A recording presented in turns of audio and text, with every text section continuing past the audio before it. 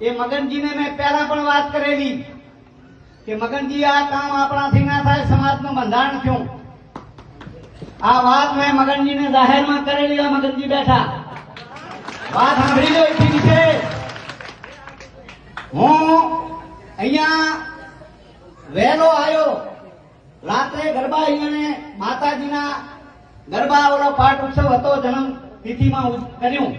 તોય મેં કીધું આ વાત બરાબર નથી. છતાં કે સાહેબ ડીજે અમે લાયા નથી, પણ આ ઓલો રિધમ કે શું કે ઈ અમે લાયા. આ ખૂબ ક્લિયર વાત.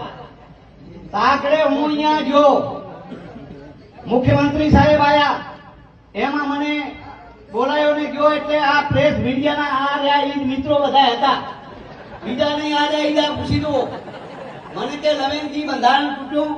મેં કીધું માતાજીના ગરબા ને એવું હતું, બંધારણ તૂટ્યું નથી. આવી મેં વાત કરેલી. પણ કે તો સમાજને કદાચ બંધારણ સમાજને એવું લાગે, આ મારો વિડીયો કાપ્યો છે, તમે જોઈ લેજો કે બંધારણ જો તોડ્યો છે તો એને સમાજની નિર્ણય લઈ, સમાજ મા બાપ, સમાજ ગંગા, સમાજ કે કબૂલ મંજૂર. આવી મેં વાત કરેલી. પણ ખેર આ તો મીડિયા વાળા છે, કાપી કદાચ લેતા હોય. તમને આ સોશિયલ મીડિયા વાળાને વિનંતી કરું બે હાથ જોડીને કે સમાજમાં સારા મેસેજ લખજો. અને અમારા મિત્રોને કહું, સમાજ એટલો બધો આગળ પ્રગતિના પંથે છે કે એ વાત પછી કરું, પણ પહેલા હું મારી માફી માંગી લઉં કે લવેનજી ઠાકોરને આ સમાજે અપક્ષ ચૂંટાયો. આ સમાજને આ વખતે પણ મને ધારાસભ્ય બનાવ્યો. ઠાકોર સમાજે અને બીજી અન્ય સમાજે, એટલે તમારે નમન કરો ને વંદન કરો.